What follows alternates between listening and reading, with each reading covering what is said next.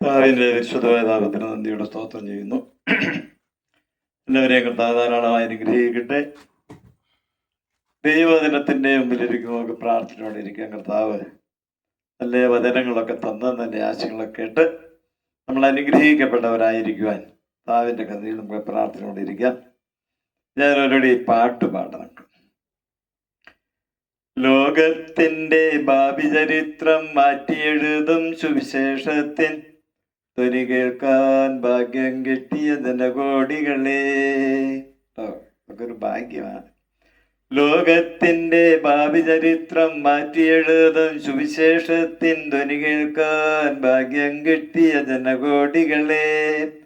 പ്രവാചക ഭാഗ്യം മഞ്ഞിൽ വിടരും തേജസ്സിന്റെ രാജാവായി ശാലേപുരിയിൽ വാഴൻ രാജൻ അത്ഭുത മന്ത്രി അവനല്ലോ. പ്രവാചക ഭാഗ്യം മഞ്ഞിൽ വിടരും തേജസ്സിന്റെ രാജാവായി ശാലേപുരിയിൽ വാഴൻ രാജൻ അത്ഭുത മന്ത്രി അവനല്ലോ. കാണും നിങ്ങൾ മശിഹാരാജ്യം 1000 ആണ്ടി ലോകത്തിൽ പ്രജാതിക്കാരായവരും കാണും കൂട്ടത്തിൽ. കാണും നിങ്ങൾ മശിഹാരാജ്യം 1000 ആണ്ടി ലോകത്തിൽ പ്രജാതിക്കാരായവരും കാണും കൂട്ടത്തിൽ. ലോകം വെട്ടിയെറിഞ്ഞവരും തീയൽ വെന്തു മരിച്ചവരും ദൂതന്മാരെ പോലവരും 1000 ആണ്ടിൽ വാഴുമവർ. ലോകം വെട്ടിയെറിഞ്ഞവരും തീയിൽ വെന്തു മരിച്ചവരും ദൂതന്മാരെ പോലവരും 1000 ആണ്ടിൽ വാഴുമവർ. കർത്താവേ നിൻ വചനം മൂലം രക്തം വാർന്നു മരിച്ചവരും വീണ്ടും കാണും ലോകത്തിൽ അധികാരത്തിൻ ചിഹ്നവുമായി. കർത്താവേ നിൻ വചനം മൂലം രക്തം വാർന്നു മരിച്ചവരും വീണ്ടും കാണും ലോകത്തിൽ അധികാരത്തിൻ ചിഹ്നവുമായി. കാണും നിങ്ങൾ മശിഹാരാജ്യം 1000 ആണ്ടി ലോകത്തിൽ പ്രജാതിക്കാരായവരും കാണും കൂട്ടത്തിൽ. ഭൂതന്മാരുടെ രാജ്യമായ ഇസ്രായേൽ യെരൂശലേം നഗരം തലസ്ഥാനമാക്കി യേശു 1000 ആണ്ട് ഭൂമിയിൽ വാഴുമെന്ന് ദൈവവചനം വ്യക്തമായി പറയുന്നു. 1000 ആണ്ടെന്ന് വെളിപ്പാട് 21-ാം അധ്യായത്തില് 6 പ്രാവശ്യം എഴുതിയിട്ടുണ്ട്. അപ്പൊ നല്ലൊരു ശോഭനമായൊരു ഭാവിയെ വാഗ്ദാനം ചെയ്തുകൊണ്ടാണ് യേശു ഈ ലോകത്ത് നിന്ന് മാറ്റപ്പെട്ടത്. ആ പ്രത്യാശ വചനങ്ങളെ നമ്മൾ തിരുവചനത്തിൽ കൂടി ഒന്ന് അന്വേഷിച്ച് കണ്ടുപിടിച്ച് ജീവിക്കുമ്പോൾ നമ്മുടെ ജീവിതത്തിൽ എത്രയോ സന്തോഷമാണ്, എത്ര അനുഗ്രഹമാണ്. ഞാൻ നമ്മൾ അല്പനേരത്തെ ഒരു ചിന്തയ്ക്കാണ് ഒരു വേദഭാഗം വായിക്കും. 139-ാം സങ്കീർത്തനം ദാവീദ് രാജാവ് എഴുതുന്ന സംഗീതത്തിന്റെ 11-ാം വാക്യം ഞാൻ വായിക്കുന്നത് കേട്ടോ. ഭയങ്കരവും അതിശയവുമായി എന്നെ സൃഷ്ടിച്ചിരിക്കുക, ഞാൻ നിനക്ക് സ്തോത്രം ചെയ്യുന്നു. നിന്റെ പ്രവൃത്തികൾ അത്ഭുതമാകുന്നു, അതെന്റെ ഉള്ള നല്ലവണ്ണം അറിയുന്നു. ഭയങ്കരവും അതിശയവുമായി എന്നെ സൃഷ്ടിച്ചിരിക്കുക, ഞാൻ നിനക്ക് സ്തോത്രം ചെയ്യുന്നു. അപ്പൊ തൻ്റെ ആ സൃഷ്ടിയെ പറ്റി ദാവീദ് രാജാവ് ചിന്തിക്കുമ്പോൾ ആ അത്ഭുതകരമായ സൃഷ്ടിയെ പറ്റി താൻ ചിന്തിച്ചപ്പോഴാണ് തനിക്ക് ആ ദൈവത്തിന്റെ മഹത്വം വെളിപ്പെട്ട് കിട്ടുന്നത്. എപ്പോഴും ചിന്തിക്കും ദൈവത്തിന്റെ മഹത്വ പരിധാനങ്ങൾ ചിന്തിക്കുന്ന ഒരു സ്വഭാവം ദാവീദിനുണ്ടാകും. നമ്മളൊന്ന് ആലോചിച്ച് നോക്കണം. ഈ വാഴയുടെ കൊടപ്പൻ, അതിൻ്റെ ഉള്ളിലുള്ള അല്ലികളിലുള്ള നീര് നല്ല തേൻ പോലെ മധുരിക്കുന്ന, അത് വന്ന് കുടിക്കുന്ന ഒരു സൈസ് പക്ഷികളുണ്ട്. അതിൻ്റെ പേരാണ് സ്കജീറുകൾ എന്ന് പറയപ്പെടുന്ന ചില സ്ഥലത്ത് സ്കജീറുകൾ. ആ പക്ഷി അത് ആ കൊടപ്പന്റെ പോളയുടെ ഉള്ളിലാണ് അല്ലികൾ. അതിൽ നിന്ന് തേൻ കുടിക്കണമെങ്കിൽ എൻ്റെ മുകളിൽ കയറി നിന്നാൽ പറ്റിയില്ല. മുകളിൽ കയറി നിന്നാൽ അതിങ്ങനെ അടഞ്ഞിരിക്കും, സൈഡിൽ നിൽക്കാൻ പറ്റില്ല. പിന്നെ എങ്ങനെ വേണം? അന്തരീക്ഷത്തിൽ പറന്നു നിന്നാണ് ആ അല്ലികളിലെ തേൻ അത് വലിച്ചു കുടിക്കുന്നത്. അപ്പൊ അതിന്റെ സൃഷ്ടിയെ പറ്റി നമ്മൾ ചിന്തിച്ചു നോക്കാം. അങ്ങനെ ചെറുകിട്ടനക്കി കീഴ്പോട്ട് ചാടാതെ മേപ്പോട്ട് പൊങ്ങാതെ സൈഡിലേക്ക് പോകാതെ അത് കൃത്യമായി നിന്ന് ആ തേൻ ആ വാഴ കൊടപ്പന്റെ ആ പോളയുടെ ഉള്ളിലുള്ള അല്ലികളുടെ തേൻ കുടിച്ചത് പോകുന്നു. അപ്പൊ അതിനെ സൃഷ്ടിച്ചവനായ ദൈവം ആ വാഴ കാണുമ്പോൾ, ആ കൊടപ്പൻ കാണുമ്പോൾ അതിന് ആ പാകമായ ആ തേൻ പോലെ മധുരിക്കുന്ന ആ ദ്രാവകം അതിൻ്റെ ഉള്ളിൽ നിന്നും മനസ്സിലാക്കി അത് പറന്നത് കുടിക്കുന്ന ആ പക്ഷിയെ പറ്റി നമ്മൾ ചിന്തിച്ചിട്ടുണ്ട്. എത്ര മഹാത്ഭുതമാണ്! അപ്പൊ ദൈവത്തിന്റെ സൃഷ്ടി, പ്രകൃതിയിൽ വെച്ചിരിക്കുന്ന കാര്യങ്ങൾ നമ്മളിങ്ങനെ ചിന്തിച്ചു നോക്കണം. നമ്മുടെ നാക്ക് ഒരു കയ്പ് ഉള്ളിൽ ചെന്നാൽ അപ്പൊ തന്നെ നമുക്ക് കയ്പാണെന്നറിയാം. ഒരു മധുരം ഉള്ളിൽ ചെന്നാൽ നമുക്ക് മധുരമാണെന്നറിയാം. അല്പം പുളിപ്പുള്ളതാണെങ്കിൽ നമുക്കത് പുളിപ്പുള്ളതാണെന്നറിയാം. ഇനി ആഹാരം പാകം ചെയ്തപ്പോ സമയം വഴിയുമ്പോൾ വളിച്ചു പോയതാണെങ്കിൽ അത് വളിപ്പാണ്, അകത്ത് വെക്കാൻ പറ്റില്ല, നമുക്ക് ഭക്ഷിക്കാൻ പറ്റില്ല. അങ്ങനെ അല്ലെങ്കിൽ അതിന് ഏതെല്ലാം നിലയിൽ രുചിഭേദങ്ങളുണ്ടോ അത് നമ്മുടെ വായിൽ ചെല്ലുമ്പോൾ നമ്മുടെ നാവ് അതെല്ലാം തിരിച്ചറിഞ്ഞ് മനസ്സിലാക്കി നമ്മുടെ തലച്ചോറിന് അതിന്റെ ആഹ്വാനം കൊടുക്കും. അപ്പൊ അതിന്റെ കയ്പാണ്, മധുരമാണ്, പുളിയാണ്, അത് എരിവാണ്, അത് ചവർപ്പാണ്. അങ്ങനെ എത്രയോ രീതിയിലുള്ള രുചി ഉണ്ടെങ്കിലും അല്ലെങ്കിൽ രുചികേടുണ്ടെങ്കിലും അത് നമ്മളെ കൃത്യമായി മനസ്സിലാക്കി നമ്മുടെ നാവ് തലച്ചോറിന് ഓർഡർ കൊടുത്ത് നമ്മളെ ഹൃദയം അത് ഗ്രഹിച്ച് മനസ്സിലാക്കും. അപ്പൊ എന്തോ ഒരു അത്ഭുതമാണ് ആ സൃഷ്ടിയിൽ കൂടി ദൈവം വെച്ചിരിക്കുന്ന പ്രിയമുള്ളവരെ. ചിന്തിച്ച് നോക്കിക്കേ, നമ്മുടെ ചെവി എത്രയോ ശബ്ദങ്ങൾ നമുക്ക് തിരിച്ചറിയാം. ഒരാന എവിടെ ഇരുന്ന് കൂവാണ്, ആനയെ കണ്ടില്ലെങ്കിൽ നമുക്ക് ആനയാണെന്നറിയാം. ഒരണ്ണാൻ മരത്തേന്ന് ശബ്ദം ഉണ്ടാക്കുമ്പോൾ അണ്ണാനാണെന്നറിയാം. ഒരു കാക്ക മരത്തേന്ന് ശബ്ദം ഉണ്ടാക്കുമ്പോൾ കാക്കയാണെന്നറിയാം. അല്ലെങ്കിൽ ഒരു കോഴി എവിടെ ഇരുന്ന് കൂവുമ്പോൾ കോഴിയാണെന്നറിയാം. അങ്ങനെ അല്ലെങ്കിൽ ആട് നിലവിളിക്കുമ്പോൾ ആടാന്നറിയാം. അല്ലെങ്കിൽ പന്നി ശബ്ദം ഉണ്ടാക്കുമ്പോൾ പന്നിയാണെന്നറിയാം. അങ്ങനെ ആ ശബ്ദങ്ങൾ എത്ര രീതിയിൽ സൈസുള്ള ശബ്ദങ്ങളും തിരിച്ചറിയാവുന്ന ഒരു അവയവമായി ഈ ചെവിയെ ദൈവം നമ്മളെ സൃഷ്ടിച്ചിരിക്കുന്നത് എത്ര ഭയങ്കരമാണ് നമ്മൾ ചിന്തിച്ചിട്ടുണ്ടോ? അപ്പൊ നമ്മുടെ നാവിന്റെ പ്രവർത്തനങ്ങൾ എത്ര ഭയങ്കരമാ, നമ്മുടെ ചെവിയുടെ പ്രവർത്തനങ്ങൾ എത്ര ഭയങ്കരമാ. ഇതുമെല്ലാം നമ്മൾ ശ്രദ്ധിച്ചു, എല്ലാം സൗജന്യമായി ദൈവം തന്നതില്ല. അതുകൊണ്ട് അതിന് വില, താൻ നേടാ പൊന്നിന് വിലയില്ല എന്നല്ലേ പറയുന്നേ. കടം മേടിക്കുന്ന പണവും ലോൺ എടുക്കുന്ന പണവും ചിലവാക്കും കേട്ടോ, ഇഷ്ടം പോലെ ചിലവാക്കും. പക്ഷേ അധ്വാനിച്ച പണം പോക്കറ്റിൽ ഒരു അതൊന്നും എടുക്കുകയില്ല, അത് ചിലവാക്കാനൊരു മടിയായിരിക്കും. ഇതുപോലെ ദൈവം നമുക്ക് ദാനമായി തന്നതല്ലേ ഈ ചെവിയും നാവും ഒക്കെ. അതുകൊണ്ട് അതിൻ്റെതായ ഫലങ്ങൾ അല്ലെങ്കിൽ നമ്മൾ അനുഭവിക്കുന്ന സന്തോഷം നമ്മൾ ഓർക്കുവാനോ അതിന് ദൈവത്തിന് മഹത്വം കൊടുക്കുവാനോ നമ്മൾ മെനക്കെടാനുള്ള നമുക്ക് അതിനൊന്നും സമയമില്ല എന്നുള്ളത്. കർത്താവിന്റെ സ്തോത്രം. അപ്പൊ നാവിന്റെ രുചി അത് നമ്മൾ, ചെവിയുടെ കാര്യങ്ങൾ നമ്മൾ മനസ്സിലാക്കുന്നു. പിന്നെ നമ്മുടെ കണ്ണുകൾ, എത്ര നിറങ്ങളുണ്ടെങ്കിൽ അതെല്ലാം നമ്മൾ എന്ത് ചെയ്യുന്നു, മനസ്സിലാക്കും. കറുപ്പ് കണ്ടു, അല്പം കഴിയുമ്പോ ചുവപ്പ് കാണുമ്പോൾ അത് ചുവപ്പാണെന്ന് മനസ്സിലാക്കുന്നു, പച്ച കാണുമ്പോൾ പച്ചയാന്ന് മനസ്സിലാക്കും, നീല കാണുമ്പോൾ നീലയാണെന്ന് മനസ്സിലാക്കുന്നു. അങ്ങനെ 7 8 അത് എത്രയോ തരം നിറങ്ങൾ കാണുമ്പോൾ നമ്മുടെ കണ്ണ് അതെല്ലാം തിരിച്ചു മനസ്സിലാക്കി, പച്ച കാണുമ്പോൾ പച്ചയാണെന്ന് മനസ്സിലാക്കി നമ്മുടെ തലച്ചോറിന് ഓർഡർ കൊടുക്കുന്നു, നമ്മളത് ഗ്രഹിക്കുന്നു, അത് നമ്മുടെ ഓർമ്മയിൽ നിൽക്കുന്നു. നമ്മളൊരു ടൂറ് പോയി മൈലുകൾക്കപ്പുറം വിദേശ രാജ്യങ്ങളുടെയും പോയി അസാധാരണമായ ഒരു നിറം അതിൽ ചെടിയെ നമ്മൾ കണ്ടു കഴിഞ്ഞാൽ അത് നമ്മുടെ തലച്ചോറിൽ അതിന്റെ ഓർമ്മയിൽ നിൽക്കും. ഇന്ന സ്ഥലത്ത് ഇന്ന സ്ഥലമുണ്ട് എന്ന്. കൊടൈക്കനാലിൽ പോയ മരണത്തിന്റെ ആഴ്വര കണ്ട ആ രംഗമല്ല എൻ്റെ മനസ്സിൽ ഇപ്പോൾ ഇങ്ങനെ ഓർമ്മയിലിരിക്കുക, സ്ഥലം നല്ല പരിചിതമായിട്ട് കേട്ടോ. അപ്പൊ അങ്ങനെ നമ്മുടെ കണ്ണിന്റെ സൃഷ്ടി, നമ്മുടെ നാവിന്റെ പ്രവർത്തനങ്ങള്, നമ്മുടെ ചെവിയുടെ പ്രവർത്തനങ്ങള്, ഇതെല്ലാം നമ്മൾ ആലോചിച്ച് നോക്കിയ പ്രിയമുള്ളവരെ എത്ര ഭയങ്കരമാണെന്ന് മനസ്സിലാക്കണം. ഇതെല്ലാം നമ്മൾ ശേഖരിച്ച് കഴിയുമ്പോൾ അതെല്ലാം വളരെ ഭദ്രമായി സൂക്ഷിച്ചു വെക്കുന്ന ഒരു തലച്ചോറും കൂടെ നമ്മൾ ശ്രദ്ധിച്ചു.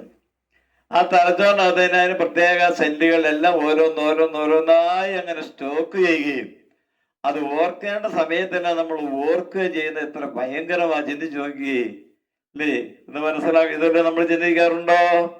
നമ്മുടെ ശബ്ദം, അതെ, എത്ര മനുഷ്യന്റെ ശബ്ദമല്ല. അപ്പൊ നമ്മളിങ്ങനെ ചെയ്യുക, ഇനിയാളുടെ അത് നമ്മൾ കേട്ടിട്ടുണ്ടല്ലോ, അത് മത്തായിച്ചിന്റെ ആയിരിക്കുമോ, അപ്പൊ അല്ല ചാക്കോച്ചനും കൂടെ ഉണ്ടായിരിക്കുമോ, അല്ല അത് മറിയാമ്മയുടെ ആണോ, അല്ല ഏലിയാമ്മയുടെ അല്ലേ?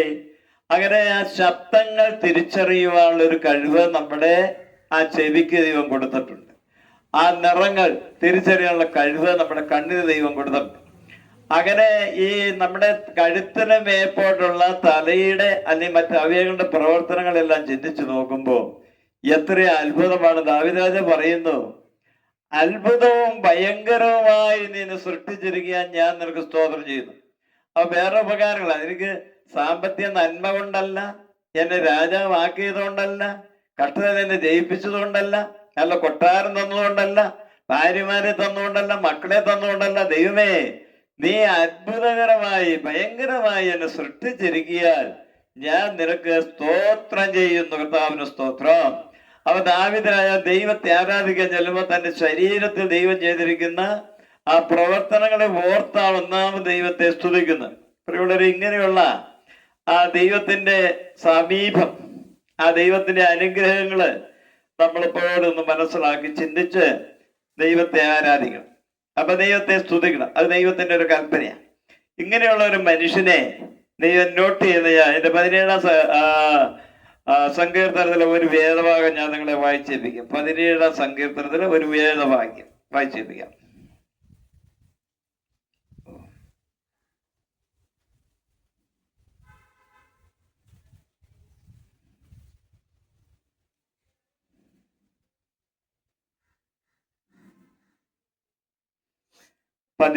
സങ്കീർത്തനം 3-ാം വാക്യം വായിക്കാം കേട്ടോ.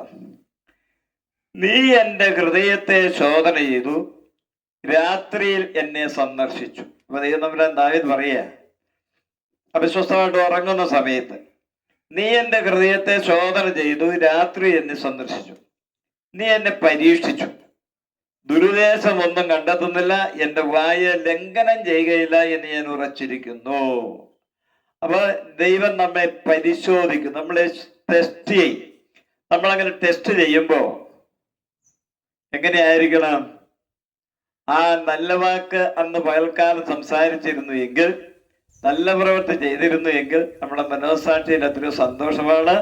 ആ രാത്രി നല്ല ഉറക്കം കിട്ടും. ഉറക്കത്തിൽ യഹോവയായ ദൈവം നമ്മളെ ടെസ്റ്റ് ചെയ്യുമ്പോൾ ദൈവം തമ്മിലൊരു തൃപ്തിയായിരിക്കും. അങ്ങനെ സന്തോഷവാന്മാരായി നമ്മൾ ജീവിക്കുവാൻ, അതേ ദൈവം ചെയ്ത ഉപകാരങ്ങളെ ഓർത്ത് ദൈവത്തിന് നന്ദി പറയുന്നവരാണെങ്കിൽ അത് നമ്മുടെ മനോസാക്ഷി നമുക്കൊരു സന്തോഷമാകും, ദൈവം തമ്മിലൊരു സന്തോഷമായിരിക്കും. അപ്പൊ ബുദ്ധിയെ പ്രകാശിച്ചു കിട്ടും.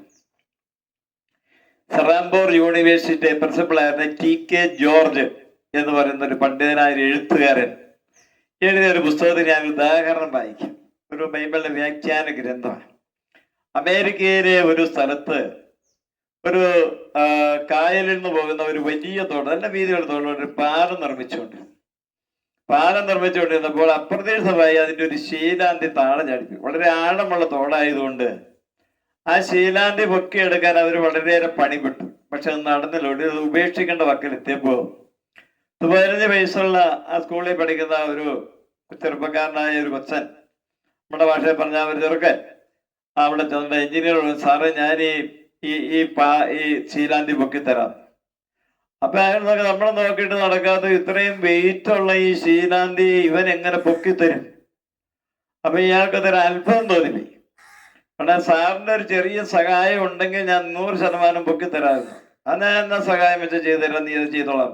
അപ്പൊ അവൻ അവിടെ സാധാരണ ലാറിക്ക് കല്ലടിക്കുന്ന പോലെ കെട്ടുവള്ളത്തിനാ കല്ലടിക്കുന്നത്. ആ കല്ലടിക്കുന്ന 2 വള്ളങ്ങളെ അവൻ ചോദിച്ചിട്ട് ഏറ്റവും ഇറക്കമുണ്ട് കായലിലെ ഇറക്ക സമയത്ത് ഈ വള്ളം കൊണ്ടുവന്ന് ഈ ശീലാന്തി കിടക്കുന്ന സ്ഥലത്ത് കെട്ടി അവിടെ ഇട്ടിട്ട് ആ ശീലാന്തിയുടെ അടിയിൽ കൂടി കയറിട്ട് ഈ 2 വള്ളത്തേക്ക് ശരിക്കും അങ്ങോട്ട് കെട്ടി ഉറപ്പിച്ചു. ഇറക്കം കഴിഞ്ഞ വെള്ളം ഇങ്ങനെ പൊങ്ങുന്ന സമയത്ത്, കായലിൽ വെള്ളം കയറുക, അതിന് ഏറ്റവും ഇറക്കം. അങ്ങനെ വെള്ളം പൊങ്ങുന്ന സമയത്ത് ഈ വള്ളം പൊങ്ങിയപ്പോൾ ശീലാന്തി പതുക്കെ പൊങ്ങി വന്നു. അങ്ങനെ മോളിൽ വന്നപ്പോഴത്തെ സാറ് ശീലാന്തി ഞാൻ മോളിലാക്കി തന്നത്, ബാക്കി കാര്യം സാർ നിർത്തിക്കൊള്ളാൻ പറഞ്ഞു. അപ്പൊ അവന്റെ അത് സംഗതി എല്ലാവർക്കും തോന്നണം, സമയത്ത് അവന്റെ ആ ബുദ്ധി തോന്നിയത് കൊണ്ട് അത് ഗവൺമെന്റ് അവന്റെ വിദ്യാഭ്യാസ ചെലവുകൾ വഹിക്കുവാനും ഭാവിയിൽ അവൻ വളരെ നല്ലവനായി ഉന്നതനായി ഉയർന്നു വരുവാനും ഇടയായി. കർത്താവിന്റെ സ്തോത്രം. ആ ചെറിയ ബുദ്ധി അവന്റെ സമയത്ത് തോന്നുവാനിടയായി. നമ്മുടെ ആത്മീയ പിതാക്കന്മാരായ വേദോസത്തിലെ പ്രവാചകന്മാരുടെ എല്ലാ ചരിത്രം പരിശോധിച്ചു നോക്കുമ്പോൾ അവർ സമ്പന്നന്മാരോ ഉന്നത ബിരുദാരിയോ അല്ലെങ്കിൽ ജനസമ്പന്നന്മാരല്ല. എന്നാൽ ഓരോ വിഷയത്തോടുള്ള ബന്ധത്തിൽ സമയാസമയങ്ങൾക്ക് ബുദ്ധി ഉദിശുകയും അവരാ മേഖലയിൽ അവരെ വിജയം കൊയ്യുകയും ദൈവസന്നിധിയിൽ അവർ പ്രസിദ്ധരാകുകയും ചെയ്തു. അങ്ങനെ നമുക്ക് വേണ്ടി ദൈവം ചെയ്തിരിക്കുന്ന അത്ഭുതകരമായ നമ്മുടെ ശരീരത്തിന്റെ ആ പ്രവർത്തനങ്ങളെ ഒന്ന് പരിശോധിച്ചു നോക്കി താഴ്മയോടും വിനയോടും ദൈവത്തെ സ്തുതിക്കുന്നു എങ്കിൽ പ്രിയമുള്ളവരെ എത്രയോ സന്തോഷകരമാണ്. ഒരനീതി ചെയ്യുവാനോ ഒരക്രമണം ചെയ്യുവാനോ ക്രിമിനൽ സ്വഭാവം അതിന്റെ വാസനയും നമ്മളിൽ ഉണ്ടാകാതെ നീതിബോധമുള്ള ഒരു മനുഷ്യനായി ജീവിക്കുക. അത് നമുക്ക് നമ്മുടെ ഭവനത്തിന്, നമ്മുടെ പ്രവർത്തനവാസികൾക്ക് എല്ലാം സന്തോഷകരമായിരിക്കും. ഒരു ഉദാഹരണം ഞാൻ പറയാം. ഒരു മനുഷ്യനോട് നമ്മൾ സംസാരിക്കുമ്പോൾ, വ്യത്യാസം പറയാം. ഒരു മത്തായച്ചനോട് ചാക്കോച്ചനോട് സംസാരിക്കുമ്പോൾ ആ ചാക്കോച്ചന്റെ കഴിവുകളെ താൻ മനസ്സിലാക്കി എന്ന് മത്തായച്ചന്റെ സംസാരത്തെ ചാക്കോച്ചൻ മനസ്സിലാക്കണം. ഞാനൊരാളോട് സംസാരിക്കുമ്പോൾ ആ മനുഷ്യന്റെ കഴിവുകൾ ഞാൻ അംഗീകരിച്ചു എന്ന് എന്റെ സംസാരത്തിൽ കൂടി അദ്ദേഹത്തിന് ബോധ്യപ്പെട്ടാൽ അദ്ദേഹം നമ്മളെ ബഹുമാനിക്കും. ചക്രവാക്കും മുഖസ്തുതയും പറഞ്ഞാൽ ബുദ്ധിയുള്ള മനുഷ്യൻ അറിയാൻ പാടില്ലേ ഇവനീ ഏതോ ആദായത്തിന് വേണ്ടി എന്റെ പുറകെ നടക്കുകയാണെന്ന്. അല്ല, ആത്മാർത്ഥമായി അവന്റെ ആ കഴിവുകൾ, അവന്റെ അറിവുകൾ നമ്മൾ മനസ്സിലാക്കാനും മാനിക്കുന്നു എന്ന് നമ്മുടെ സംസാരത്തിൽ ആൾക്ക് ബോധ്യപ്പെട്ടാൽ ആള് നമ്മളെ ബഹുമാനിക്കുകയും സ്നേഹിക്കുകയും ചെയ്യും. ആ വ്യക്തിയുടെ പേരും നമ്മുടെ മനസ്സിലിരിക്കണം.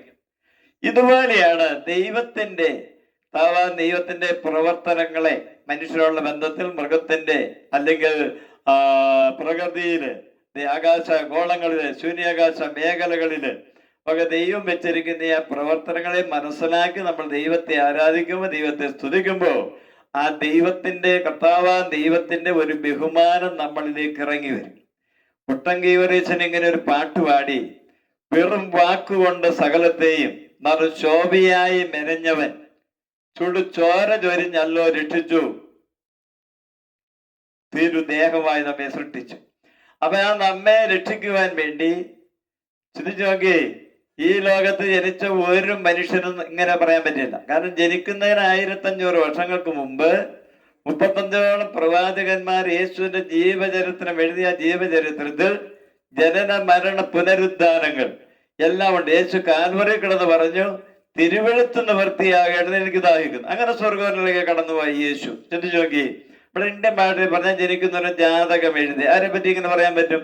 ഏതിനും നിരീശ്വരവാദികൾക്ക് എതിര് പറയാനൊക്കെ. ചിന്തിച്ചു നോക്കിക്കേ, അങ്ങനെ ലോകത്തിലേക്ക് ഇറങ്ങി വന്ന് നമ്മെ രക്ഷിച്ച് ഒരു ദൈവരാജ്യ ചിന്തയുള്ള നല്ല മനുഷ്യനായി ജീവിക്കുവാൻ വേണ്ടി ആഗ്രഹിച്ച കർത്താവിനോട് നമുക്ക് എപ്പോഴും ഒരു ബഹുമാനവും ഒരു സ്നേഹവും ഉണ്ടായിരിക്കണം. കർത്താവിന് സ്തോത്രം.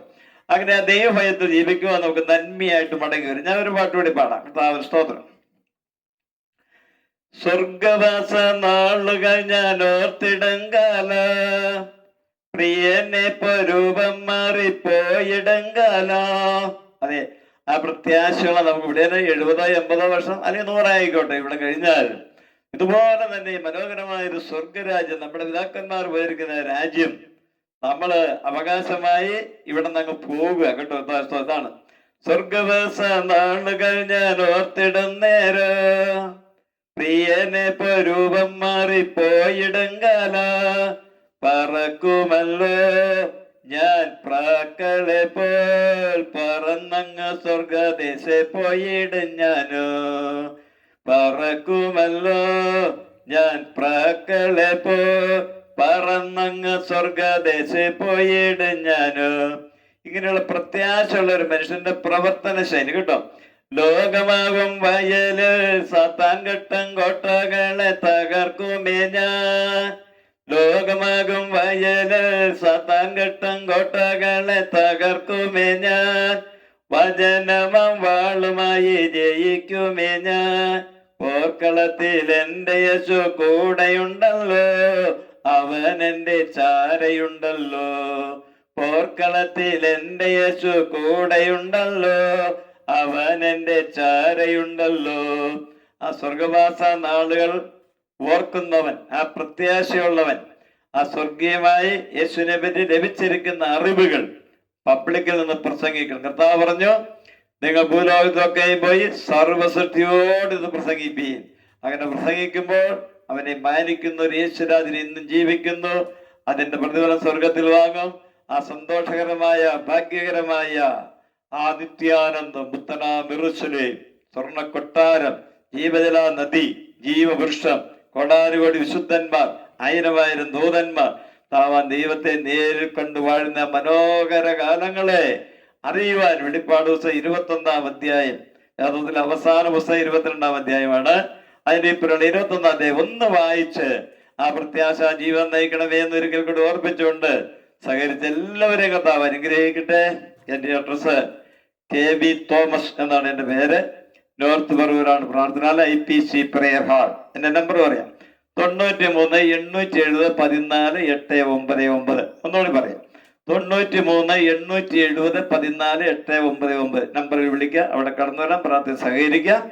ഈ വചനങ്ങൾ നമുക്ക് എല്ലാവർക്കും അനുഗ്രഹമായ പ്രാർത്ഥനയോടുകൂടി ഞാൻ ഈ വാക്കുകൾ തീർക്കുന്നു. Praise the Lord. സ്തോത്രം.